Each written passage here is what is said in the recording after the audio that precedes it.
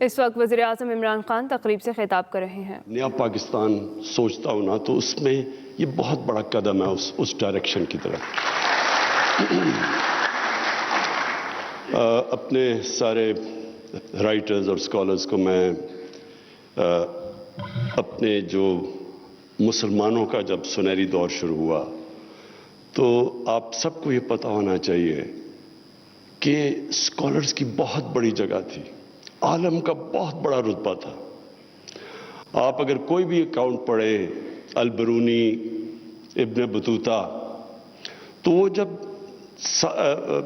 ابن Battuta Morocco سے جب نکلا تو وہ جدھر بھی جاتا تھا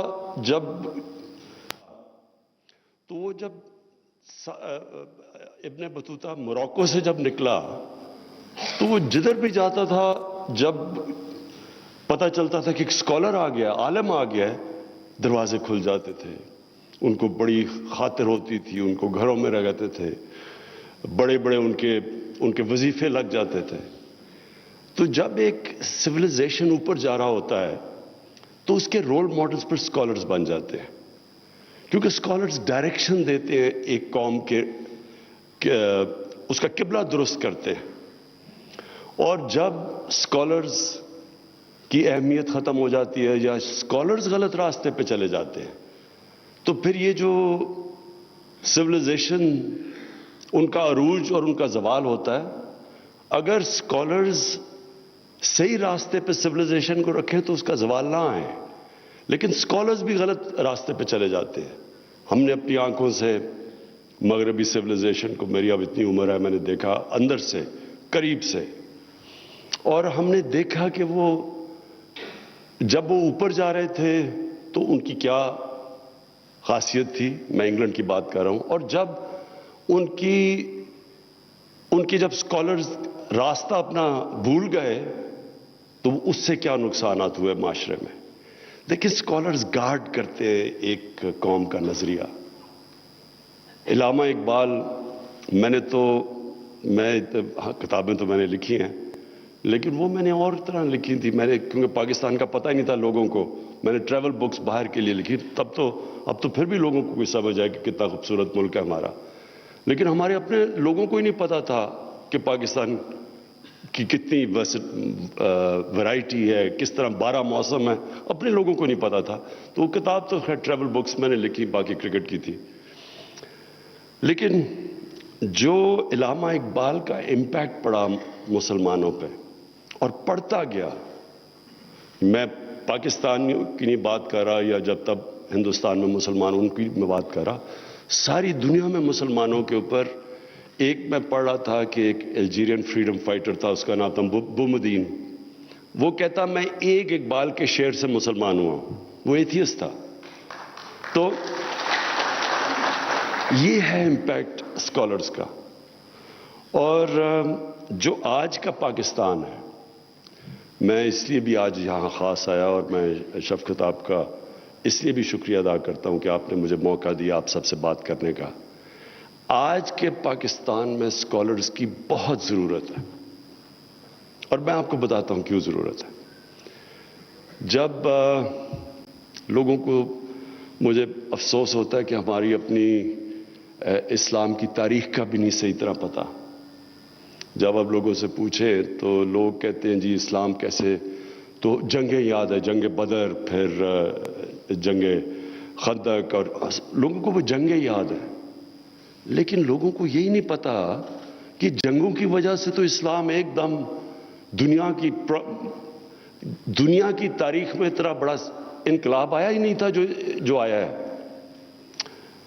یعنی لوگوں کو یہ نہیں پتا کہ یہ جو انقلاب تھا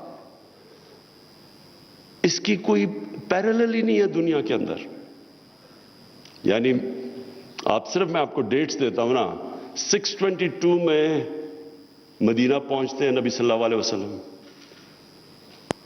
اور 625 میں جنگ بدر 313 لوگ لڑتے ہیں، مدینہ پہنچتے ہیں 600 لوگ صرف مسلمان ہوتے ہیں، اور 636 کے اندر رومن ایمپائر کولیپس کرتا ہے، اور 637 میں ہی پرشین ایمپائر کولیپس کرتا ہے ان کے سامنے۔ اس کی اس کی کوئی پیرلل نہیں ہے دنیا کی تاریخ میں. تو ہمارے اسکالرز نے کبھی بھی اس کی صحیح معنی میں اپنے لوگوں کے اندر یہ اینالائز کیا ہی نہیں کہ کیا ہوا تھا. جو سارے 10 سال تھے 622 سے 632 تک، جب ہمارے نبی صلی اللہ علیہ وسلم دنیا میں تھے تو صرف 1400 لوگ مرے تھے جنگوں میں.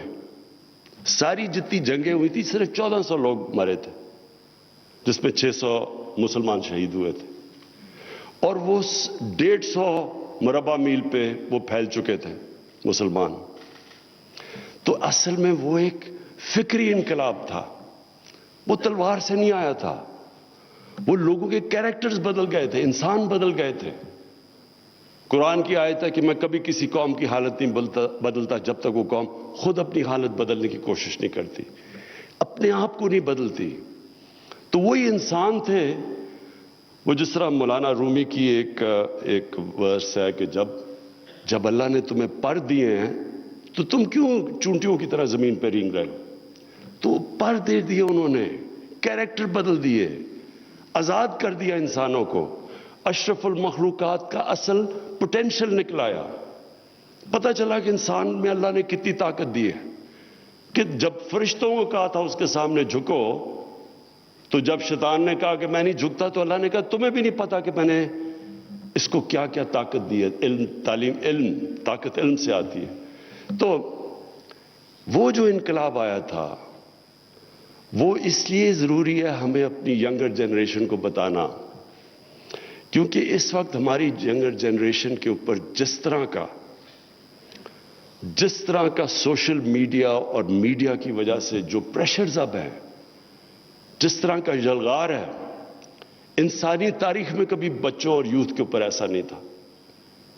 آج ایک بچے کے پاس موبائل فون کے اوپر وہ کانٹینٹ ہے جس میں زیادہ تر پازیٹیو بھی ہے، نالج بھی ہے، انفارمیشن بھی ہے، لیکن وہ دوسرا کانٹینٹ ہے، ایکس ریٹڈ کانٹینٹ، جو انسانی تاریخ میں بچوں نے کبھی فیس نہیں کیا. اس لیے اس ملک میں ہمارے اسکالرز کی، ہمارے فلم ٹی وی پروڈیوسرز کی بہت زیادہ آپ کی ذمہ داری ہے اپنی ینگر جنریشن کے لیے کو، اگر ہم نے ان کو صحیح ڈائریکشن پہ رکھنا ہے. دیکھیں، آپ میڈیا کو تو بند نہیں کر سکتے، سوشل میڈیا ریالٹی ہے، کچھ بھی نہیں آپ کر سکتے. آپ کئی دفعہ مجھے آتا ہے کہ جی یوٹیوب کے اوپر یا کسی کے اوپر یا ٹک ٹاک کے اوپر یہ کانٹینٹ آیا، میں ان کو پی ٹی اے کو ٹیلی فون کرتا ہوں، وہ بلاک کر دیتے ہیں سائٹ، اگلے دن کوئی اور نکلاتی ہے. یہ بہت ایک دنیا اس سے ابھی کوپ کر رہی ہے. جو سوشل میڈیا ایک نئی چیز آئی ہے اور یہ ہمیں پتہ ہی نہیں کتنی تیزی سے آگے بڑھ رہی ہے.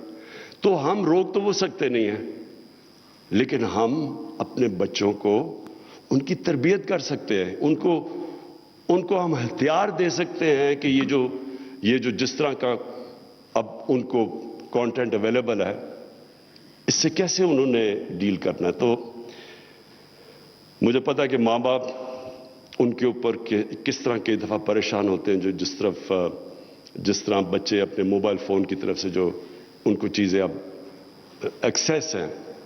تو اس لیے میرا جو اپنے ملک کے اوپینین، اسکالرز اوپینین میکرز ہوتے ہیں، اور اسکالرز پھر سے میں ریپیٹ کرتا ہوں، ملک کی ڈائریکشن کو پروٹیکٹ کرتے ہیں، آپ کے نظریے کو پروٹیکٹ کرتے ہیں، اچھے برے کی تمیز دیتے ہیں. ہم اس وقت جو ہمارا سب سے بڑا کرائسس ہے، ہماری جو morality، جو ایتھکس ہیں، وہ بڑی بری طرح نیچے گرے ہیں. جو کرپشن ہے نا، میں نے سارے مجھے کہتے جی آپ کیوں یہ ان کے پیچھے کرپشن پڑے رہتے ہیں، ان دو بڑے خاندانوں کے پیچھے. میری ان سے کوئی ذاتی لڑائی، بلکہ میری تو دوستیاں ہوتی تھی ان سے. اصل میں جب نبی صلی اللہ علیہ وسلم نے انقلاب لے کے آئے، یہ جو فکری انقلاب آیا تھا، تو وہ اس کا بیس پہلے تھا morality کے اوپر. اچھائی کو اٹھاؤ اور برائی کو کنڈیم کرو. یہ ہے بیسس ایک سویلائزیشن کا. جس سویلائزیشن کی morality چلی جاتی ہے، مولانا رومی سے کسی نے پوچھا قوم کیسے مرتی ہے، مولانا رومی نے 2 درختوں کی مثال دی، ایک بڑا خوشبودار اور خوبصورت درخت اور دوسرا بدصورت درخت. یعنی انہوں نے کہا جب ان 2 درختوں کے اندر ڈفرینشیٹ کرنا ختم کرتی ہے قوم مر جاتی ہے. جب ایک قوم اچھے برے کی تمیز ختم کرتی ہے قوم مر جاتی ہے. جب قوم برائی کو ایکسپٹ کر جاتی ہے قوم مر جاتی ہے. آپ جب برے کو برا نہیں کہتے اور اس کو ایکسپٹ کر جاتے تو اس کا مطلب کہ آپ کا زوال شروع ہو گیا. کیونکہ میں جب دیکھ رہا ہوں کہ میرے ساتھ والا گھر میں وہ 5 مرلے گھر میں رہتا تھا اور دیکھتے دیکھتے اس کے پلازا بن گیا, پورا پیلس بن گیا, زمینوں پہ قبضے کر کر کے اربوں پتی بن گیا. میں صبح سے لے کے شام تک کیوں محنت کروں جب میں 50 سال میں اتنا پیسہ نہیں کما سکتا جو اس نے ایک دن میں کما لیا ہے. تو ورک ایتھکس ختم ہو جاتے ہیں معاشرے میں. میں نے اپنا وقت انگلینڈ میں پہلے پڑھائی کی, اس کے بعد پھر میں کرکٹ کھیلتا تھا وہاں کوئی 18 سال. تو میں آپ کو یہ صرف بتا سکتا ہوں کہ وہاں کا اور ہماری جو morality ہے, جو ایتھکس ہے, زمین آسمان کا فرق ہے. ان کی جو پارلیمنٹ ہے وہ چلتی کیسے ہے؟ وہاں کیوں نہیں کوئی پیسے چلتے جس طرح ہمارے سینٹ کے اوپر لوگ بکتے ہیں؟ وہاں کیوں نہیں ہوتا؟ وہاں کبھی تصور ہی نہیں ہے کہ کوئی ہارس ٹریڈنگ ہوگی جب پیسے چل کے جناب وہ ادھر سے ادھر چلے جاتے ہیں ممبرز پیسے. یہ کیوں نہیں وہاں کانسیپٹ؟ کیونکہ ان کی مورل سٹینڈرڈز ہمارے سے بہت اوپر ہے. اور ایک وقت ایسا تھا کہ مسلمان تاجر جب انڈونیزیا اور ملیشیا گئے تو ان کے کیریکٹر کی وجہ سے لوگ مسلمان ہو گئے. ان کا کیریکٹر اتنا تھا. ایک اوتھیلو جو کہ شیکسپیئر کا ایک پلے ہے, اس کے اندر وہ ایک مور یعنی مسلمان اس میں بتاتا ہے, اس مسلمان کا کیریکٹر سب سے اوپر تھا. وہ بڑا ہائی کیریکٹر کا آدمی تھا. جب کروسیڈز کا پہلا ٹاکرا ہوا مسلمانوں سے 11ویں صدی میں, تو وہ آپ اکاؤنٹس پڑھیں کہ وہ مسلمانوں کا اور ان کو وہ جنگلی کہتے تھے کیونکہ ان کی ایتھکس اور کیریکٹر ان سے بہت اوپر تھے. تو ہمارا جب تک ہم ایک فکری انقلاب یہاں نہ لے کے آئیں, یہ ملک میں اللہ نے سب کچھ دیا ہے. آپ کو یقین کریں, اگر جتنے میں نے 3 سال اقتدار میں رہا ہوں, یعنی میں سوچتا ہوں کہ اللہ نے کیا کیا نہیں دیا اس ملک کو. یہ بڑا ایک ہر طرح یہ اللہ نے یہاں نعمتیں بخشی ہوئی ہیں. لیکن جب تک ایک ملک کے اندر مورل سٹینڈرڈز نہیں آتے, ایک قوم کی morality اوپر نہیں جاتی, جو کہ مدینہ کی ریاست میں پہلے گئی تھی. پہلے پیسہ نہیں آیا تھا, پہلے انہوں نے ان کی اخلاقیات اوپر لے کے گئے تھے. ایتھکس پہلے ایک ذہنی, جس طرح میں کہتا ہوں ایک فکری انقلاب آیا تھا, پھر تبدیلی آئی تھی. تو ہمیں ضرورت یہ ہے اپنے اسکالر سے کہ 2 طرح کے ہمارے چیلنجز ہیں. ایک چیلنج یہ ہے کہ ہم کرپشن کو ایکسیپٹ کر بیٹھیں.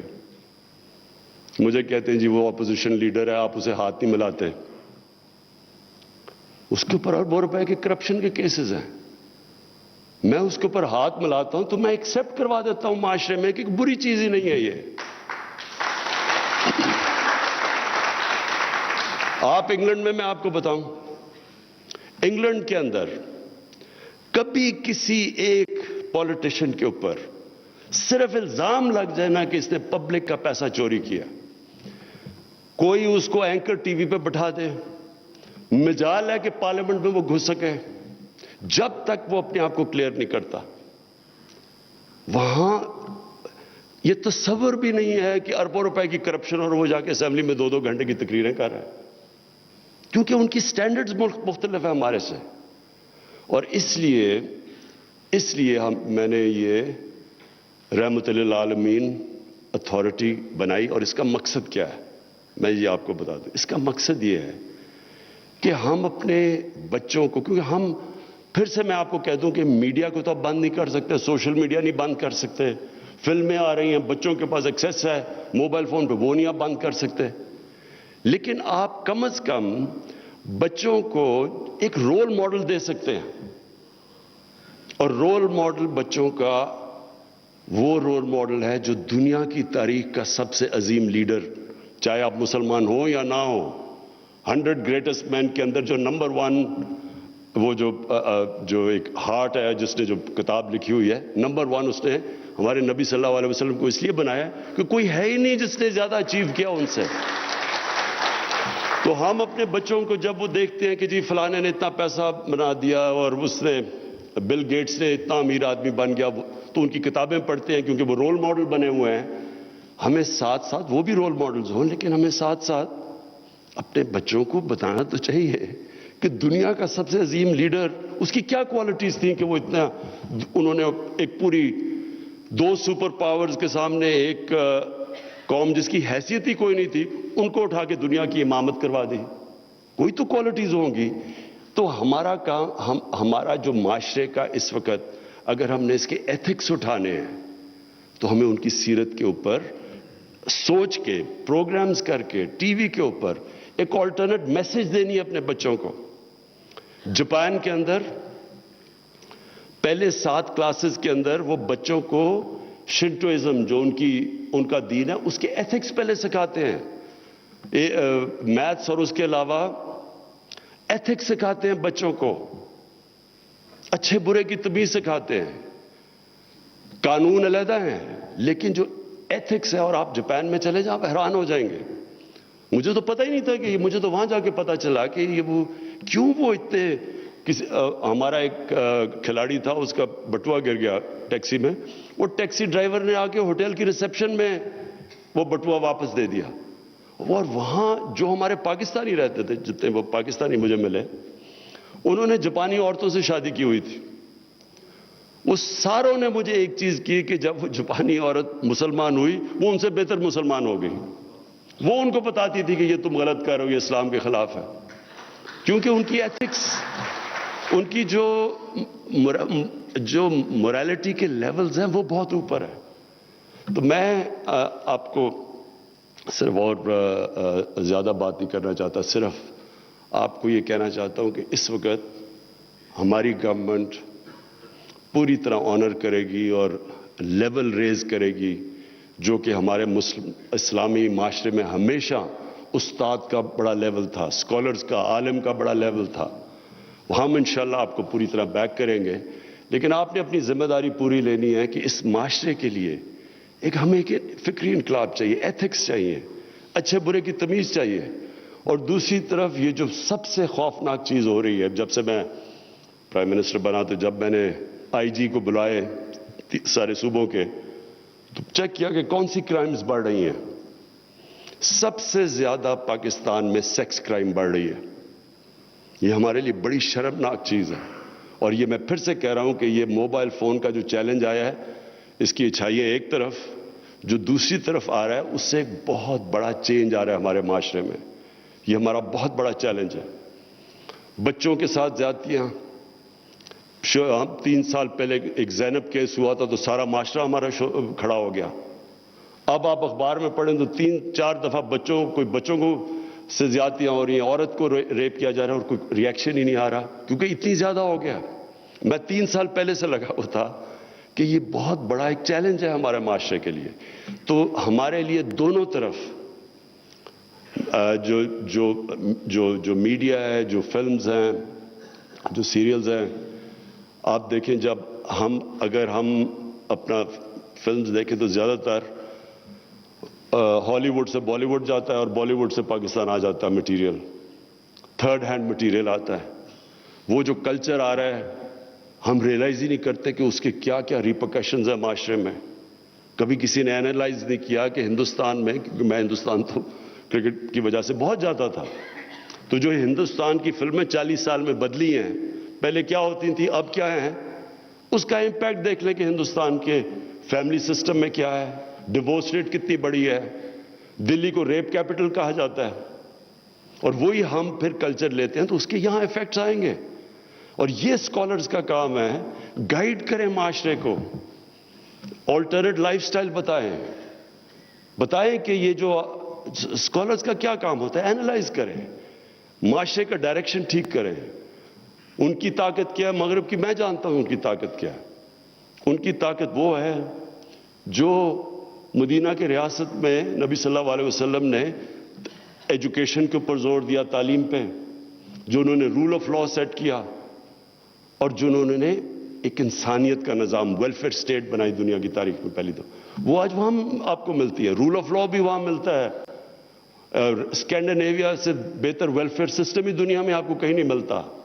یہودی آج دنیا کو ڈومینیٹ کرتے ہیں کیونکہ وہ تعلیم کے اوپر جو ان کا حکم تھا کہ جب سے پیدا ہو اور جب تک قبر میں جاؤ علم سیکھو.